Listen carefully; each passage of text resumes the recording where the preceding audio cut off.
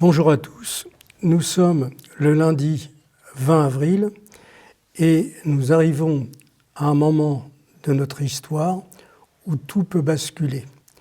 Nous sommes vraiment à une période où l'hégémonie américaine pourrait disparaître dans les semaines ou les mois à venir.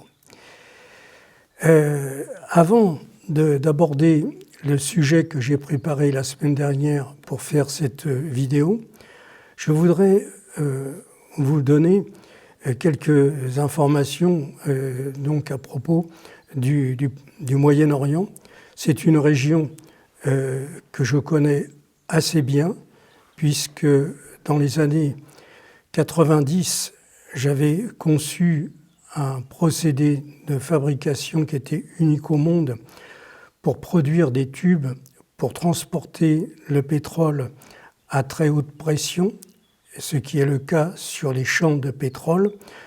J'ai donc monté, j'ai d'abord rencontré la direction de Shell International à cette époque. Le rendez-vous avait été pris par AkzoNobel avec lequel je travaillais au niveau de la recherche.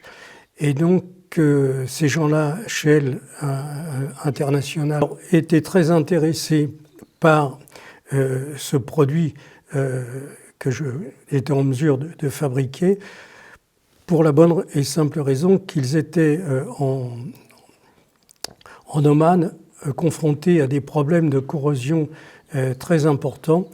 Il y avait dans le sultanat d'Oman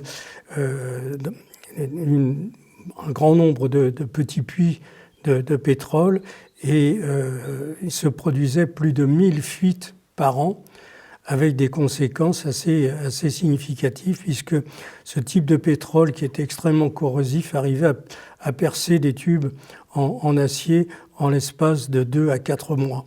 Et donc c'était chaque fois des réparations, des changements, des arrêts de production. Alors c'est une multitude de petits puits, puisque là-bas ce sont des bim-pompes. Et donc je suis allé de nombreuses fois en Oman, mais également en Arabie Saoudite, où là j'ai pu être en contact à plusieurs reprises et pour des séjours de plusieurs jours avec la grande compagnie pétrolière Aramco. Et donc là, ce sont des pétroles complètement différents entre, si vous voulez, le pétrole qui est exploité en Oman et celui de l'Arabie Saoudite. L'Arabie Saoudite, c'est des pressions et des débits complètement différents. Et pour donner une ordre d'idée, le coût à cette époque, dans les années, on va dire 95, d'exploitation en Arabie Saoudite, le baril de pétrole revenait en forme d'exploitation à $1 le baril, alors qu'il coûtait environ $10 à produire en Sibérie et $12 en Norvège, ou même d'ailleurs en mer du Nord. Alors, ça explique beaucoup de choses parce qu'à cette époque, les États-Unis, alors il faut savoir que dans la compagnie pétrolière Aramco, en Arabie Saoudite, qui employait à l'époque environ 60 000 personnes salariées, il y avait plusieurs milliers de cadres américains. C'est principalement avec eux que nous étions en contact. Donc on peut dire plus de 10 000 cadres américains. C'était simple, à chaque poste de décision, il y avait un Américain et un Arabe d'Arabie Saoudite. Et donc, ils avaient la maîtrise absolument sur tout le système de production et les Américains ont occupé une place très très importante dans le Moyen-Orient et notamment en Arabie Saoudite où depuis 1974 ils avaient fait signer un contrat avec l'Arabie saoudite qu'on pourrait qualifier de contrat léonien, tant les conditions étaient en faveur des États-Unis. Un contrat dont la durée était de 50 ans. Déjà rien que la durée me semble un peu excessive en matière d'exploitation du pétrole quand on sait qu'il était très facile de produire le pétrole en Arabie saoudite. Et donc, ce contrat d'une durée de 50 ans exigeait que tout le pétrole produit en Arabie saoudite soit payé en dollars américains, ce qui faisait passer immédiatement les clients sous le contrôle du système judiciaire américain. Et donc c'est à cause de ce système que la BNP a été condamnée à un paiement d'une amende de 7 milliards de dollars à l'époque, puisque on avait encaissé, tout du moins l'Iran à l'époque avait vendu du pétrole à un autre pays, ou je ne sais plus si c'était la France, mais en tout cas le paiement avait été effectué à cette époque-là en dollars, et donc ça a valu une amende phénoménale pour la BNP, ce qui était le cas d'ailleurs pour tous les autres pays. Donc à partir de cette situation de monopole où les États-Unis ont donc obtenu toute la direction de Aramco, mais c'était vrai aussi au Koweït où je suis allé, au Bahreïn, etc. Donc non seulement ils occupaient les places dans les compagnies pétrolières, mais en plus ils ont installé des bases militaires dans tous ces pays importantes, et notamment à Daran, et ensuite au Qatar, où là la production en gaz est très très importante. Et ils ont installé une base navale à Bahreïn. Et donc comme cela, ça leur permettait de contrôler toute la région sur le plan militaire et stratégique, d'obtenir des revenus énormes et aussi de vendre, bien sûr, du matériel militaire à un prix très élevé à tous ces pays qui étaient en fait sous l'occupation américaine et qui sont toujours d'ailleurs sous occupation américaine. Donc là, si dans quelques jours, ce que l'on peut penser, les Américains attaquent véritablement l'Iran et l'Iran a les capacités de répliquer, eh bien là, nous sommes dans une situation de bascule totale. Pourquoi ? Parce que, comme je vous ai dit, j'ai fait beaucoup de séjours en Arabie saoudite, en Oman et dans les autres pays du Golfe. Eh bien, dans ces pays, la vie moderne est carrément impossible si on n'a pas l'air conditionné.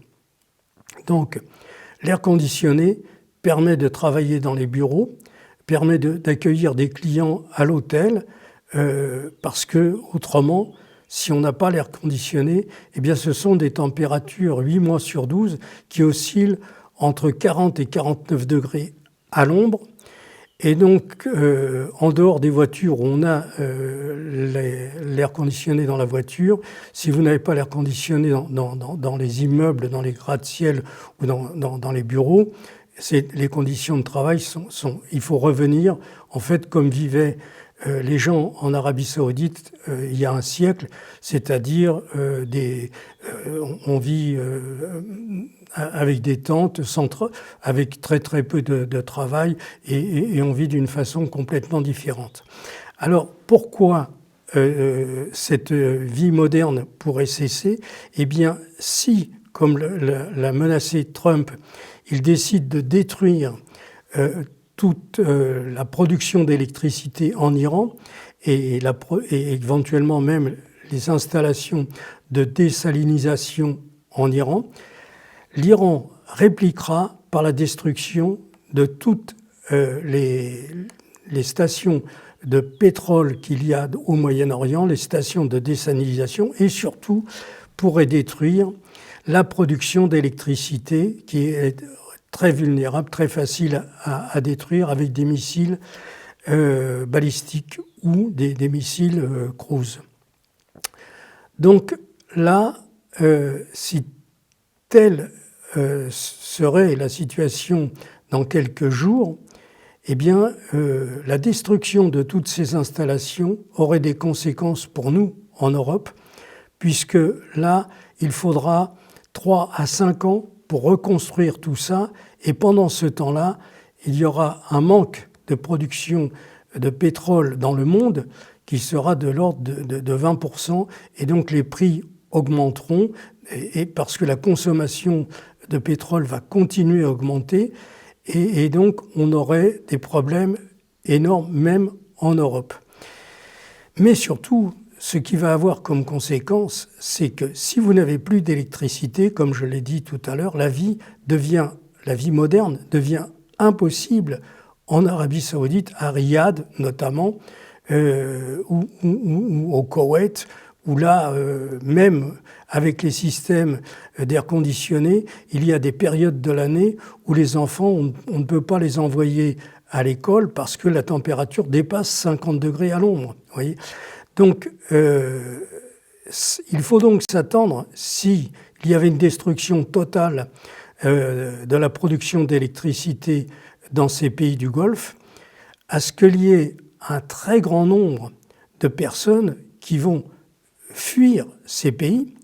Et donc, ceux qui ont beaucoup d'argent risquent d'arriver en France et dans les pays européens. Et puis, dans tous ces pays, tous les travaux manuels sont réalisés par des Indiens, des Pakistanais ou des personnes que l'on fait venir des pays où le niveau de salaire est très bas, comme les Philippines, etc. Et donc, ce sont des millions de personnes qui travaillent en Arabie Saoudite qui vont devoir repartir dans leur pays parce que les destructions, de toute façon, empêcheront le travail dehors. Et puis, comme j'ai dit, il n'y aura plus de possibilité de travailler dans les bureaux.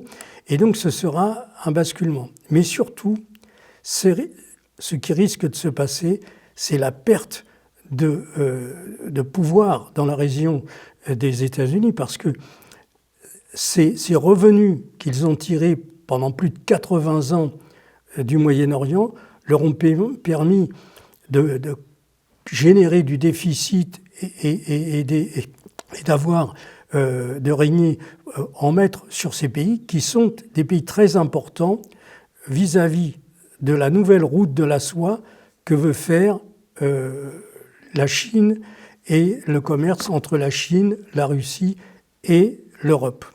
Donc oui, là nous sommes à un moment où il est difficile de prévoir, parce qu'avec un homme comme Trump, il change d'avis 2 fois dans l'heure, donc on ne sait pas si véritablement cette attaque qui est prévue depuis longtemps va avoir lieu, mais si elle a lieu, eh bien là nous serons dans une situation qui va complètement basculer, et donc, alors maintenant, donc je voulais vous dire que un petit peu ce que j'avais, ce qui me permet de parler de ces pays, puisque j'y suis allé de nombreuses fois et à chaque fois des séjours de 2 ou 3 semaines.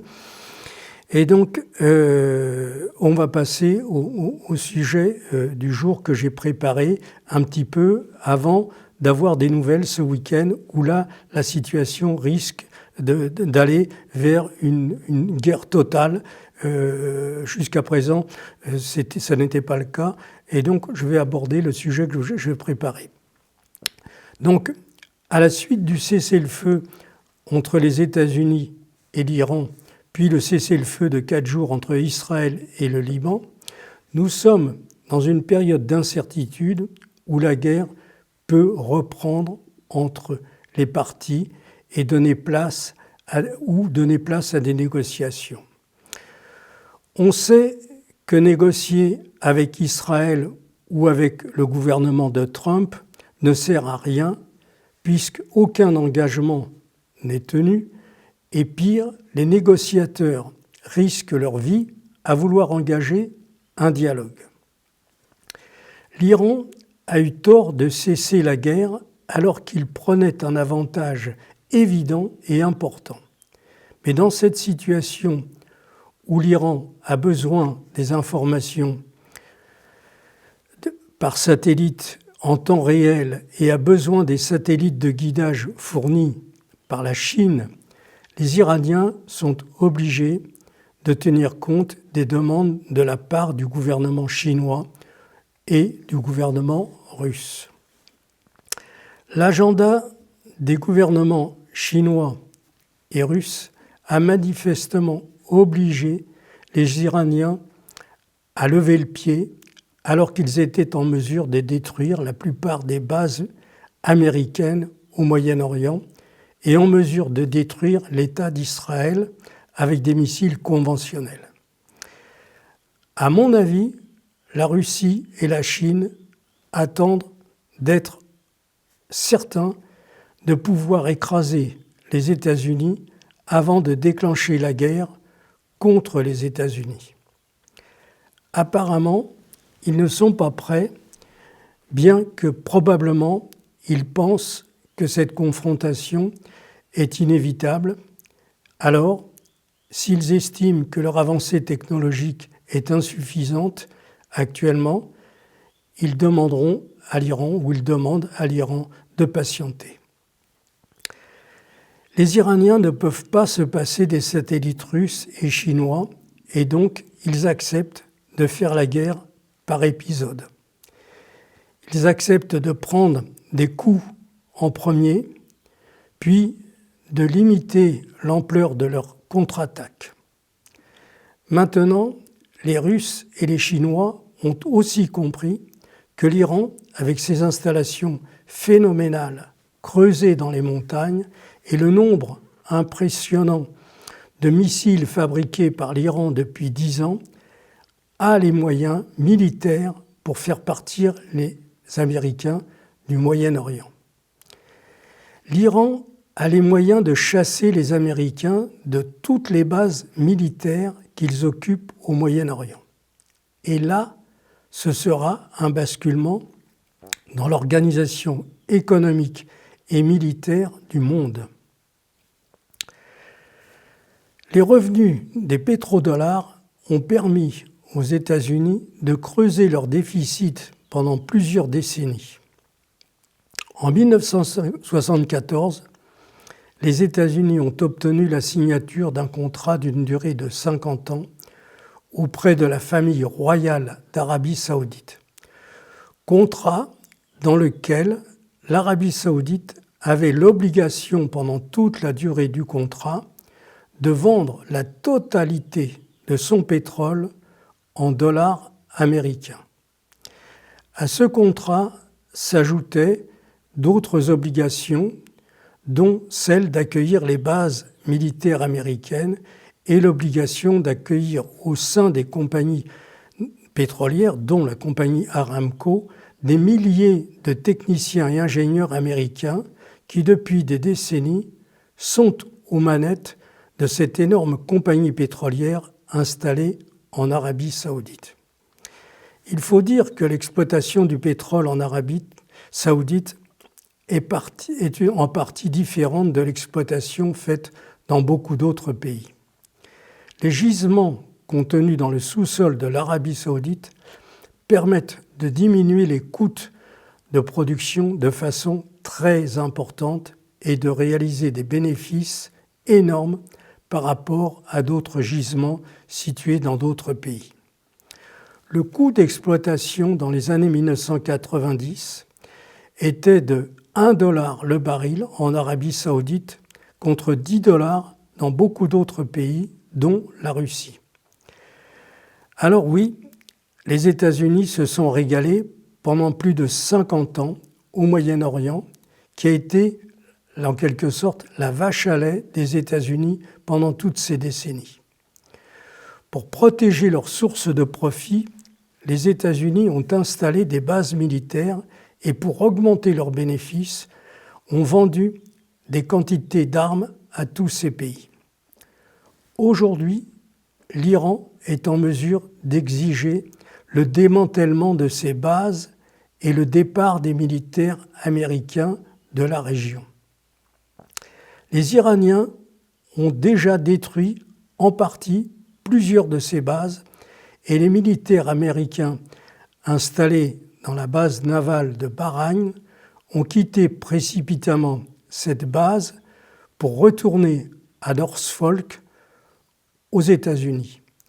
Les Iraniens vont réclamer le paiement de toutes les destructions faites par les militaires américains et israéliens. Les Américains refuseront probablement de payer la reconstruction des ponts, des hôpitaux, des écoles, etc. Les Iraniens vont donc se retourner vers les gouvernements des pays qui ont accueilli ces bases américaines sur leur sol. Là, les Iraniens disposent de très bonnes cartes pour jouer cette partie à plusieurs centaines de milliards de dollars, notamment auprès des familles qui possèdent les Émirats arabes unis, les villes de Dubaï et Abu Dhabi, ces villes qui valent des milliers de dollars, des milliers de milliards de dollars, sont d'une vulnérabilité extrême. Tous ces gratte-ciel peuvent être détruits en quelques secondes par des missiles iraniens. Donc, les Iraniens peuvent dire aux princes qui sont assis sur ces énormes fortunes « Vous payez ou on envoie une centaine de missiles et il ne restera plus rien de vos gratte-ciel. » C'est également le levier que les Iraniens vont utiliser pour obtenir le départ des bases américaines dans ces pays. Dans ces régions du Golfe, la vie moderne est impossible sans l'air conditionné. L'air conditionné permet de travailler dans les bureaux, dans les ateliers, de recevoir des clients dans les hôtels lorsqu'il fait entre 40 et 49 degrés à l'ombre, ce qui est le cas 8 à 9 mois par an dans ces pays. Ces pays sont extrêmement vulnérables car ils dépendent de quelques stations de désalinisation et de quelques centrales de production d'électricité. La destruction de ces stations et de ces centrales avec des missiles balistiques est l'affaire de quelques secondes. L'Iran a maintenant toutes les cartes en main pour obtenir le départ des bases américaines au Moyen-Orient et obtenir le remboursement des destructions de toutes les installations qui existaient avant l'attaque déclenchée par Israël et les États-Unis. L'Iran a la capacité de gagner cette guerre. Il est seulement limité par la position de la Russie et de la Chine actuellement. Il est dans l'attente de la Russie, il est dans l'intérêt de la Russie et de la Chine de faire partir les militaires américains des bases qu'ils occupent depuis des décennies au Proche-Orient. Mais il faut que le moment choisi soit synchronisé par rapport à leur programme de développement de matériel militaire. Dans le livre que j'ai écrit en 2022, « La prochaine guerre sera nucléaire », j'explique que nous sommes à une période de l'histoire humaine où l'arrivée d'une nouvelle technologie dans le matériel militaire entraîne une véritable rupture dans la façon de faire la guerre. Et beaucoup de matériels qui ont permis de dominer le champ de bataille au cours du dernier siècle, c'est-à-dire de 1900 aux années 2000, sont maintenant dépassés et sont devenus obsolètes. Investir dans la construction d'un porte-avions est un gaspillage d'argent, de temps et d'énergie inqualifiable. Les navires de surface sont devenus très vulnérables et doivent être remplacés par des sous-marins. Aujourd'hui, il n'est plus nécessaire d'aller sur le champ de bataille pour faire la guerre. La guerre se fait depuis un bureau, installé derrière des écrans en liaison avec des satellites et des stations de missiles. Les chars israéliens Merkava, qui avaient assis la supériorité militaire israélienne au Proche-Orient, ont été détruits en grand nombre par le Hezbollah, équipés de petits missiles portables et que l'on tire en positionnant le tube sur son épaule. Un char dont le coût de fabrication est de l'ordre de 7 millions d'euros est détruit par un petit missile dont le coût de fabrication est de l'ordre de 15 000 $ lorsqu'il est fabriqué par l'Iran. Selon le journaliste libanais Laït Marouf, un peu plus de 200 chars israéliens Merkava ont été détruits depuis l'attaque de l'armée israélienne contre le Liban, ont été détruits par le Hezbollah. Le Hezbollah utilise des drones et des petits lance-missiles portables à l'épaule, fabriqués soit par le Hezbollah, soit par l'Iran.